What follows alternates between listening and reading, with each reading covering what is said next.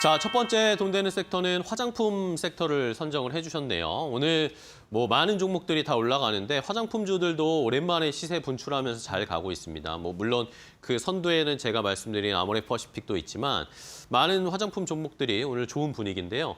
자, 팀장님, 화장품주들은 이제 턴하면서 좀 힘을 받을 수 있을까요? 어떻게 보세요? 제가 봤을 때는 이제 뭐 많이 못 오른 섹터들이 실적이 좀 뒷받침이 되는 종목들이 결국엔 이제 우상향을 할 가능성이 매우 높지 않겠느냐라고 보고 있어서 제가 봤을 때는 뭐 오늘 뭐 아모레퍼시픽을 비롯한 뭐 OEM, ODM 관련된 기업들이 상승을 하고 있는 배경은 단기보다는 역시 뭐 중장기적인 관점으로 보셔야 될 것 같다.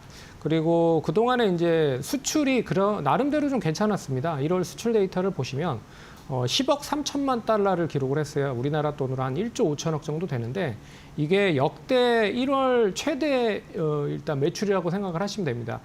그 정도로 수출 데이터는 계속 탄탄하게 유지가 되고 있다. 근데 아시는 것과 같이 계절적인 성수기가 화장품은 여름에서 가을입니다. 근데 비수기임에도 불구하고 역대급 1월 실적을 달성을 했다라는 것 자체는 이제는 조금 더 관심을 가지실 필요가 있다라고 보고 있고 실적에 대한 레벨업이 계속 한 단계 높아진다라고 좀 볼 수가 있어서 관심을 좀 가지실 필요가 있을 것 같고요.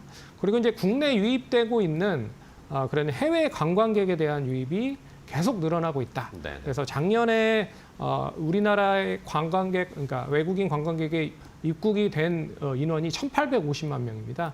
근데 올해 2,030만 명을 또 기대를 하고 있어요. 그런 점에서 여전히 우리나라에 오는 외국인 관광객이 높다. 그러면 뭐를 하겠나라고 생각을 해보면 결국엔 뭐 카지노, 그리고 화장품, 그리고 시술 관련된 피부 미용 관련된 부분 이런 거를 사용을 하거나 구입을 할 가능성이 매우 높다는 거죠. 그런 점에서 관심을 가지실 필요가 있을 것 같고 그리고 이제 한일령에 대한 그런 장기화가 계속 이어지고 있습니다. 뭐 계속 얘기를 해드리지만 중국 관광객이 일본으로 유입이 됐었던 인원이 24년 기준으로 700만이었어요. 작년에는 이제 한일령이 본격화되면서 좀 떨어졌고요.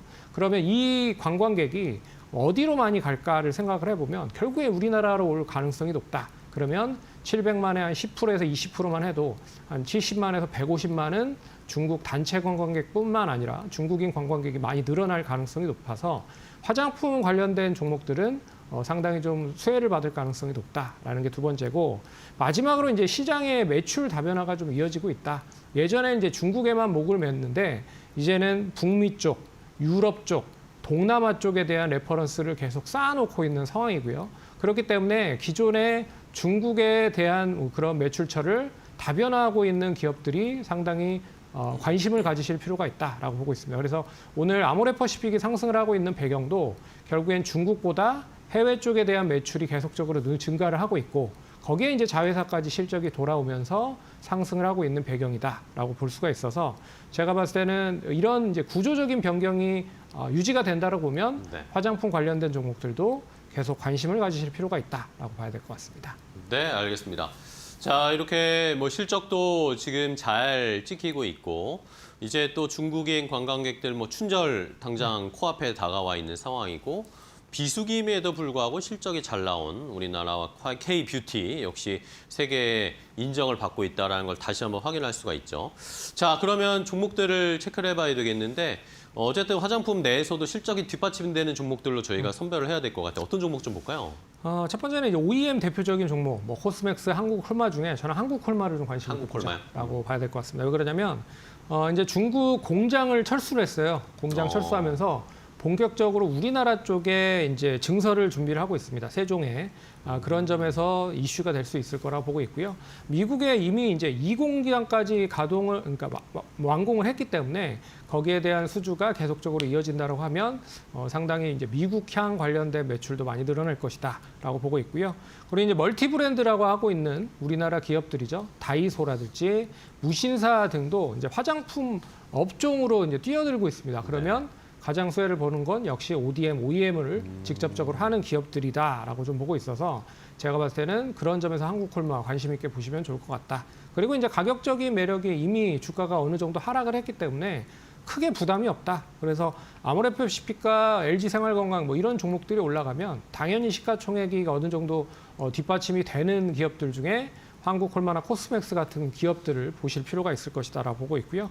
두 번째 종목은 APR입니다. 네. APR은 이 4분기 실적이 상당히 좋게 나왔어요. 그래서 일단 뭐 연결로 봤을 때는 1조 5천억 실적을 발표를 했고요. 그리고 이 3,650억 영업이익을 기록을 했습니다. 그럴 정도로 국내 쪽뿐만 아니라 해외 쪽에 대한 팔로가 계속적으로 이어지고 있고 거기에 대한 메디큐브라는 브랜드를 확대를 하고 있어서 조금 관심을 가지실 필요가 있다. 그리고 이제는 유럽뿐만 아니라 동남아 쪽으로도 진출을 많이 준비를 하고 있어서 예전에 이제 북미 쪽이라든지 뭐 일본 쪽 뭐 이런 쪽이 상당히 좀 좋았지만 이제는 유럽과 동남아 시장을 진출할 수 있는 배경도 있다라고 하는 점을 눈여겨 보시면 좋을 것 같습니다. 네, 알겠습니다. 뭐 대표적인 뭐 작년부터 화장품 또 대장주로 꼭 뛰어오른 APR 그리고 또 하나는 한국콜마 ODM, OEM 업체를 하나씩 주셨는데 자 그러면 탑픽 종목 좀 골라볼까요? 네. 손창인 팀장님 어떤 화장품 종목 탑픽으로 보세요? 저는 이제 달바글로벌 아직 달바글로벌? 못 간 이제 인디 브랜드를 보유하고 있는 기업이 달바글로벌입니다. 네. 그래서 관심 있게 봐야 될 것 같다. 뭐 투자 포인트 하나 세 가지로 보시면 이미 주가가 어느 정도 바닥을 확인하고 이제 전환하고 있다. 그래서 실적은 4분기도 괜찮을 것 같습니다. 그럼에도 불구하고 주가가 미리 조정을 받았기 때문에 이제는 실적이 어느 정도 돌아가는 시점이면 관심 있게 봐야 되는 시점이 아닐까라고 보고 있고요. 네. 그리고 2월에 이제 미국 법인이 본격적으로 설립이 됐습니다.